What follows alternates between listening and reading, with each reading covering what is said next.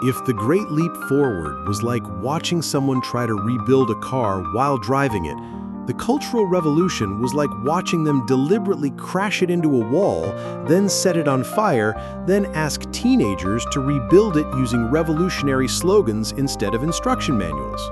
By the mid-1960s, Mao Zedong felt increasingly isolated within his own party. More moderate leaders like Liu Shaoqi and Deng Xiaoping were actually running the country and implementing pragmatic economic policies.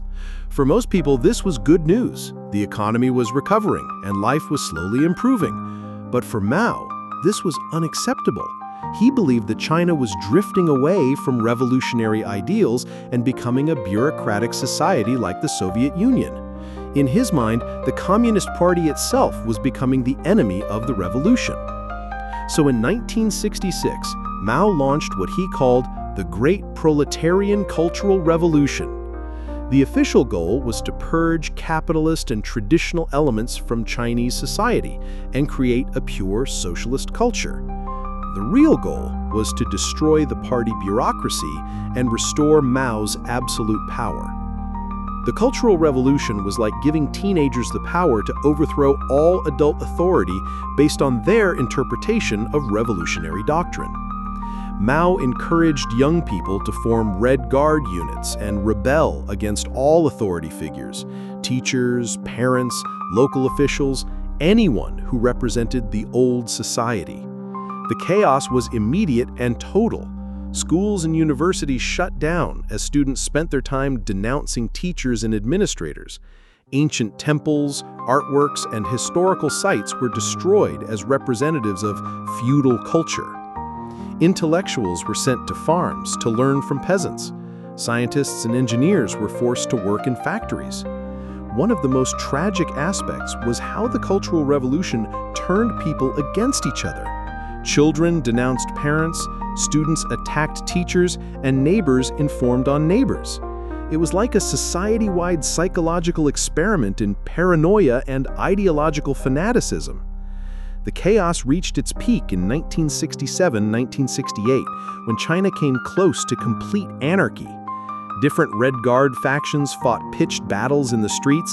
The army had to intervene to prevent total social collapse. Even Mao realized that things had gone too far and began trying to restore order. But the Cultural Revolution continued in various forms until Mao's death on September 9, 1976. An entire generation, often called the Lost Generation, saw their education disrupted and their life opportunities destroyed. China's scientific and technological development was set back by decades. The human cost was enormous. Conservative estimates suggest that at least 1 million people died during the Cultural Revolution, either through violence or suicide. Millions more were persecuted, imprisoned, or sent to labor camps. The psychological trauma affected virtually every family in China. Perhaps the most tragic figure was Liu Shaoqi, China's head of state, who was tortured and died in prison in 1969. He had been Mao's designated successor, but was branded a capitalist roader and destroyed by the movement he had once helped create. By the early 1970s, even Mao seemed to realize that the Cultural Revolution had gone too far. He began rehabilitating some purged officials, including Deng Xiaoping, who returned to government in 1973. But the fundamental contradictions of the system remained unresolved. The Cultural Revolution finally ended with Mao's death on September 9, 1976. Within weeks, his widow, Jiang Qing, and her associates, known as the Gang of Four, were arrested by other party leaders. China collectively exhaled after a decade of political insanity. But what came next would surprise everyone, including the new leaders themselves. After Mao's death, China faced a crucial question: what now? The country was exhausted from decades of political campaigns, economic disasters, and social chaos. The economy was stagnant, technology was backward, and people were desperate for stability and improvement in their daily lives.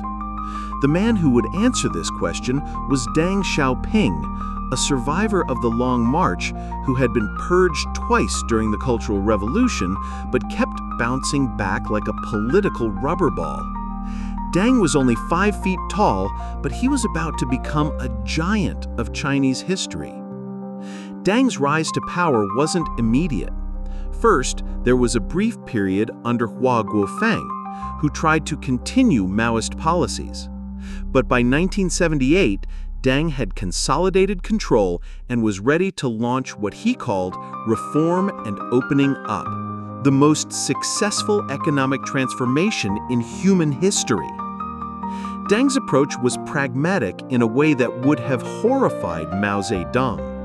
His famous saying was, "It doesn't matter whether a cat is black or white as long as it catches mice."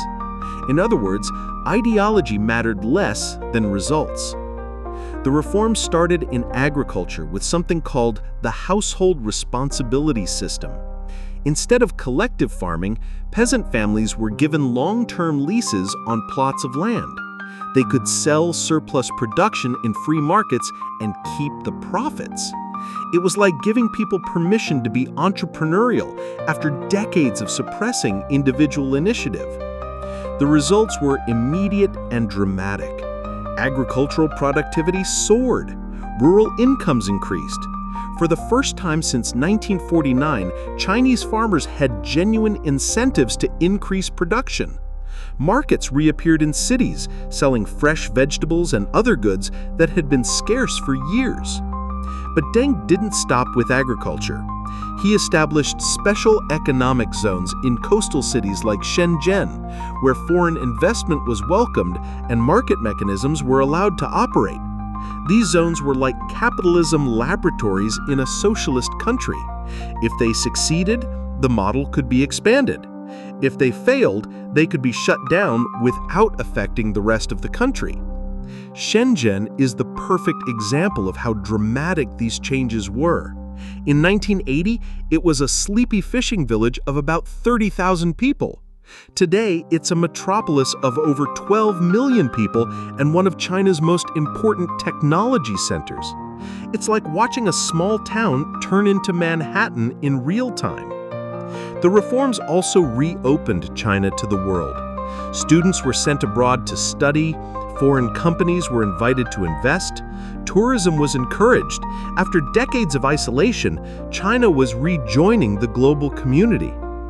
But here's what made Deng Xiaoping's reform so remarkable. He managed to introduce market economics without destroying political stability. Unlike the Soviet Union, which collapsed when it tried to reform, China found a way to change its economic system while maintaining Communist Party control. Deng's formula was simple. The Communist Party would maintain political monopoly, but it would allow economic pluralism and gradual social liberalization. People could get rich, start businesses, and enjoy greater personal freedoms as long as they didn't challenge the party's political authority. The 1980s became known as the golden age of reform. The economy grew at unprecedented rates, often over 10% per year. Living standards improved dramatically. Cities were rebuilt, universities reopened, and began producing new generations of educated professionals. There was also greater cultural and intellectual freedom than China had seen since the 1930s. Writers, artists, and filmmakers began exploring themes that would have been forbidden during the Mao era. Chinese cinema, literature, and music began gaining international recognition. But the reforms also created new problems. Income inequality increased dramatically. Corruption became widespread as officials found ways to profit from the transition from planned to market economy. Inflation became a serious problem in the late 1980s. Most importantly, economic liberalization created demands for political liberalization. Chinese students, inspired by reforms in the Soviet Union and Eastern Europe, began calling for democracy, press freedom, and an end to corruption. These tensions would come to a head in 1989 in one of the most dramatic confrontations between people and government in modern history.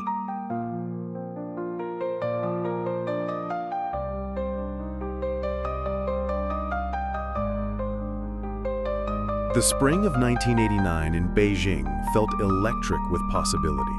University students were gathering in Tiananmen Square, the symbolic heart of Communist China, calling for democratic reforms, press freedom, and an end to corruption. What started as a student movement grew into the largest pro-democracy demonstrations in Chinese history. It began with the death of Hu Yaobang, a reformist party leader who had been forced to resign in 1987. Students gathered to mourn him and demand political reforms. The movement grew rapidly, attracting workers, intellectuals, and ordinary citizens frustrated with inflation and corruption. At its peak, over 1 million people were participating in demonstrations in Beijing alone, with similar protests in hundreds of cities across China. The students established a tent city in Tiananmen Square, erected a goddess of democracy statue, and went on hunger strikes to press their demands. For several weeks, it seemed like China might be on the verge of peaceful democratic transition. Some party leaders, like Zhao Ziyang, seemed sympathetic to the students' demands. International media coverage was extensive, partly because foreign journalists were in Beijing covering Gorbachev's historic visit. But the hardline leaders around Deng Xiaoping saw the demonstrations as an existential threat to Communist Party rule. They were particularly alarmed when workers began joining the protests, raising the specter of a Polish-style solidarity movement that could topple the government. On June 4, 1989, the government sent the People's Liberation Army to clear Tiananmen Square. The exact details of what happened that night remain contested, but there's no doubt that soldiers killed hundreds, possibly thousands, of civilians. The images of tanks rolling through Beijing and the lone protester standing in front of a column of tanks became iconic symbols of the confrontation between authoritarian power and democratic aspirations. The Tiananmen Square crackdown marked the end of China's brief experiment with political liberalization. The government launched a massive crackdown on dissent, arresting thousands of protesters and banning any discussion of the events. The topic remains largely taboo in China to this day. But here's what's fascinating. Despite the political crackdown, economic reforms continued. It was as if the government had learned that political liberalization was dangerous, but economic growth was essential for maintaining legitimacy. In 1992, Deng Xiaoping, now in his late 80s, made a famous southern tour of China's reform zones. His message was clear: political stability was paramount, but economic reform must accelerate. This launched another wave of market-oriented reforms that would transform China even more dramatically. In the 1990s, China truly opened to the world. Foreign investment poured in as multinational companies discovered China's combination of low costs and huge market potential. Manufacturing industries relocated to China, taking advantage of abundant cheap labor and improving infrastructure. Cities like Shanghai experienced an extraordinary building boom. The Pudong district, which had been rice paddies in 1990, became a gleaming financial center that rivaled Hong Kong or Singapore. The skyline of Chinese cities was completely transformed as ancient neighborhoods gave way to modern skyscrapers. But the most important development was China's decision to join the global economy. After years of negotiations, China was admitted to the World Trade Organization in 2001, giving it full access to international markets. This was like giving a Formula One race car access to the world's longest straightaway. The results were staggering. China became the world's factory, producing everything from toys to electronics to textiles. Exports grew exponentially. Foreign currency reserves accumulated. The economy maintained growth rates that made other countries envious. Yet this period also saw the emergence of serious social problems. The gap between rich and poor widened dramatically. Environmental degradation accelerated as rapid industrialization took priority over ecological concerns. Rural areas lagged behind cities, creating a dual economy that would persist for decades. State-owned enterprises were reformed or closed, throwing millions of workers out of jobs. The iron rice bowl of guaranteed employment was broken, replaced by a more competitive but uncertain job market. Social services like healthcare and education were partially privatized, creating new burdens for ordinary families. By 2000, China was virtually recognizable from the country that had emerged from the Cultural Revolution just 2 decades earlier. But even more dramatic changes lay ahead.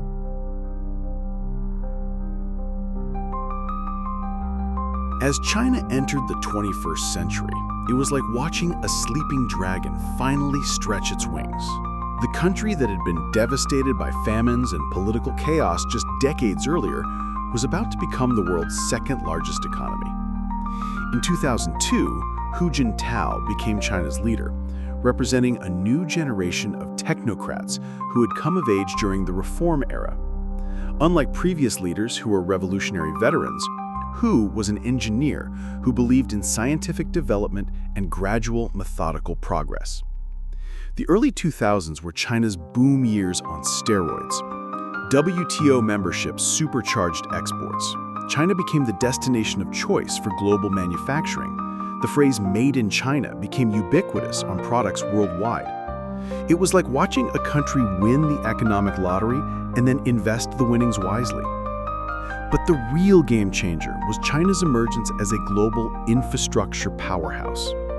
The government launched massive projects that would have impressed the pharaohs. The Three Gorges Dam became the world's largest hydroelectric project. High-speed rail networks connected major cities. The Beijing Olympics in 2008 showcased China's capabilities to the world with spectacular venues and flawless organization. Speaking of the 2008 Olympics, this was China's coming out party on the world stage. The opening ceremony was a breathtaking display of Chinese history, culture, and technological prowess. For many international observers, it was the moment they realized China had truly arrived as a great power.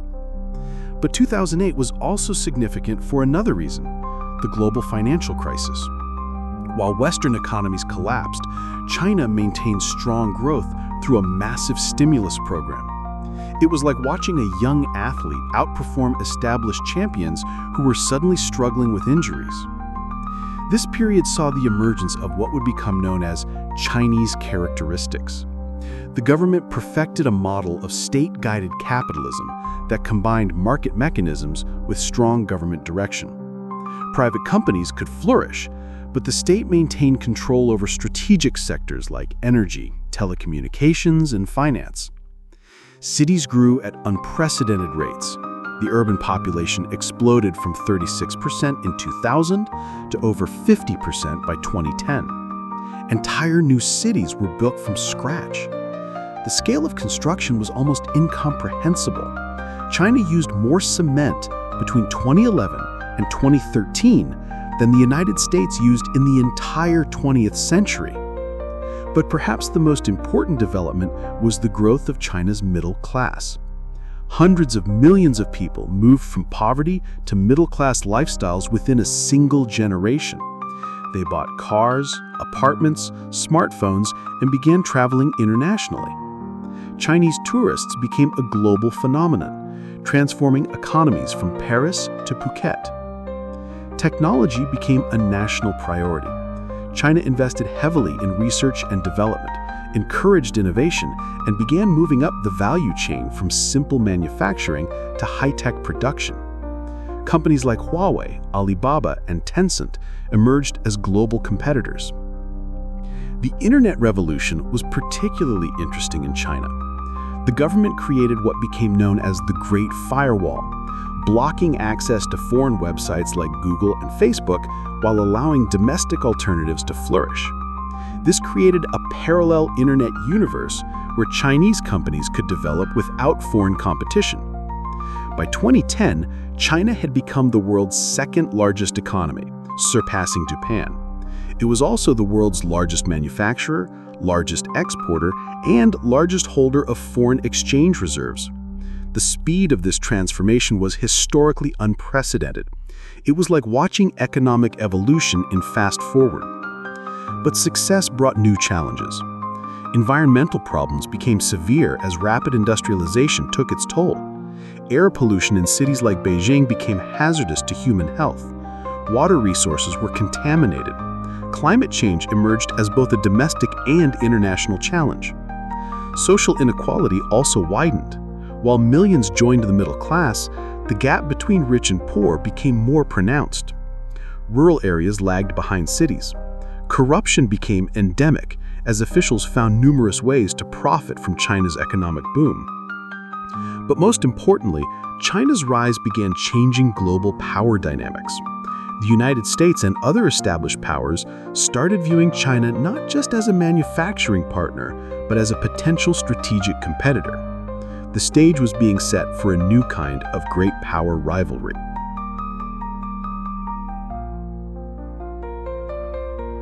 In 2012, a new leader emerged who would reshape both China and its relationship with the world more dramatically than anyone expected.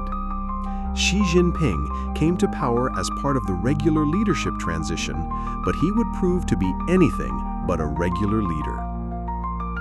Xi Jinping was different from his predecessors in several important ways.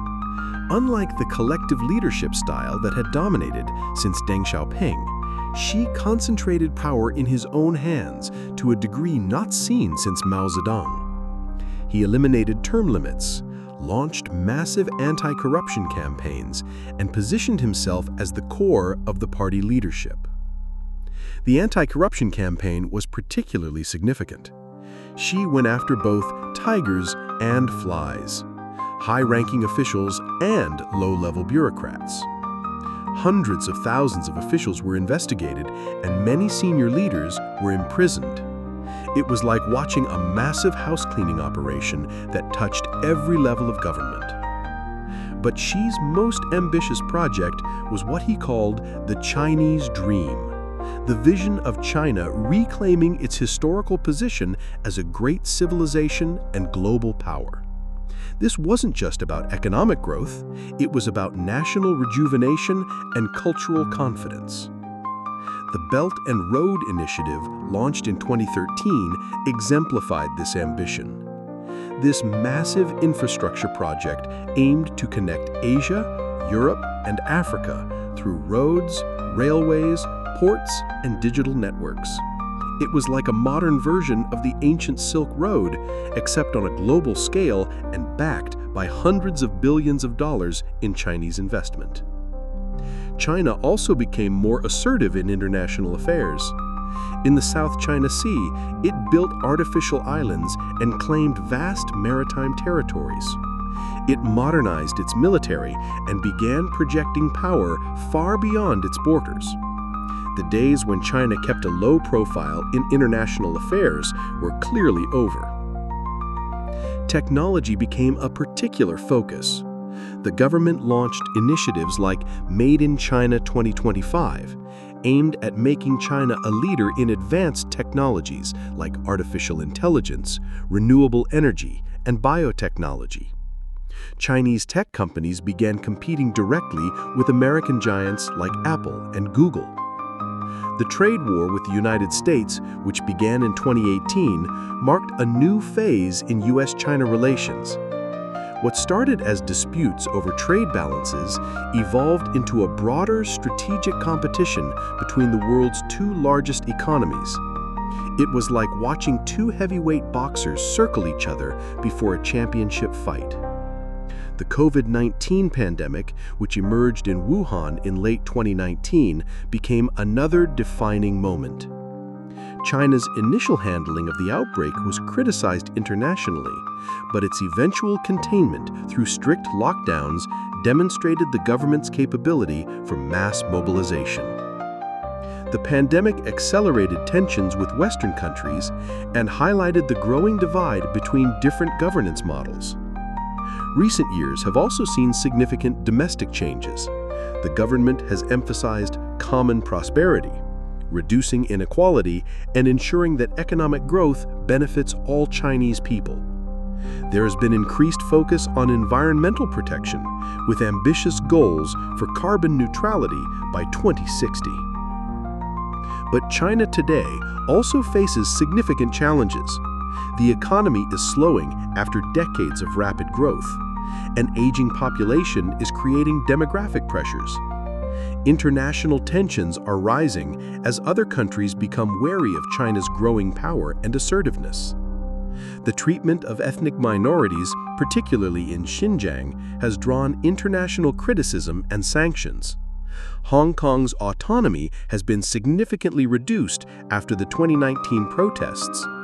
Taiwan remains a potential flashpoint that could trigger a major international crisis.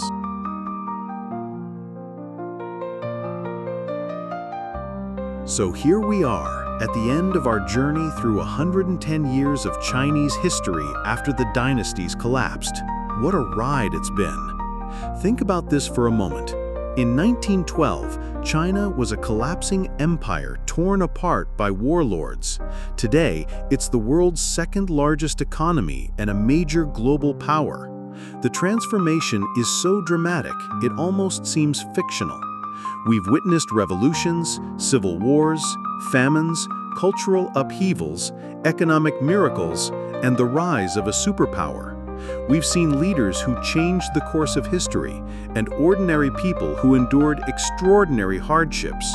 We've watched a civilization that seemed to be dying come back to life and reclaim its place on the world stage. The scale of change is almost impossible to comprehend. In 1949, most Chinese people were illiterate peasants living in poverty. Today, hundreds of millions enjoy middle-class lifestyles. Chinese students study at universities worldwide, and Chinese companies compete globally in cutting-edge technologies. But perhaps the most remarkable thing about this story is that it's still being written. China's rise has created new possibilities and new challenges, not just for China, but for the entire world. The relationship between China and other major powers will shape the 21st century, just as the relationship between the United States and Soviet Union shaped the 20th century. What lessons can we draw from this incredible historical journey? First, that change in China happens in dramatic waves rather than gradual evolution. The country seems to alternate between periods of chaos and periods of rapid development, between isolation and opening to the world, between radical experimentation and pragmatic consolidation. Second, that geography and culture matter, but they don't determine destiny. China's vast size, huge population, and ancient civilization provided both advantages and challenges. How leaders chose to use these assets made all the difference. Third, that economic development and political systems can follow different paths than Western models suggest. China's combination of authoritarian government and market economics challenges conventional assumptions about the relationship between democracy and prosperity. Fourth, that international context shapes domestic development. China's story cannot be understood without considering wars with Japan, the Cold War, globalization, and changing relationships with other major powers. Finally, that human resilience and adaptability are extraordinary.